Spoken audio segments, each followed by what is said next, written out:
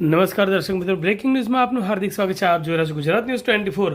પાટણ જિલ્લા પંચાયતની 32 બેઠકો માટેની ચૂંટણીના પરિણામો જાહેર થતાં ભાજપે સ્પષ્ટ બહુમતી સાથે જિલ્લા પંચાયત હાંસલ કરી છે. પરિણામો બાદ ભાજપ દ્વારા જિલ્લા પંચાયતના પ્રમુખ, ઉપપ્રમુખ અને કારોબારી ચેરમેન માટેની પ્રક્રિયા હાથ ધરાઈ હતી, જેમાં પ્રદેશ મવડી મંડળ દ્વારા જિલ્લા પંચાયતના નવા પ્રમુખ તરીકે ભાવિક પટેલ અને ઉપપ્રમુખ તરીકે રૈયાબેન આયરનું નામ અપાયું હતું. જે સંદર્ભે તાજેતરમાં જ જિલ્લા પંચાયતના સ્વર્ણિમ હોલ ખાતે જિલ્લા કલેક્ટર અધિકારીના અધ્યક્ષ સ્થાને પ્રમુખ ઉપપ્રમુખ માટેની ચૂંટણી યોજાઈ હતી. આ ચૂંટણીમાં ભાવિક પટેલને 19 મત મળતા ચૂંટણી અધિકારીએ જિલ્લા પંચાયતના પ્રમુખ તરીકે ભાવિક પટેલને વિજેતા જાહેર કર્યા હતા. ત્યારબાદ ભાવિક પટેલે આજે જિલ્લા પંચાયત ખાતે બ્રાહ્મણોના મંત્રોચ્ચાર સાથે ગણેશ પૂજા અને વિષ્ણુ પૂજા કર્યા બાદ શુભ મુહૂર્તમાં પદભાર સંભાળ્યો હતો.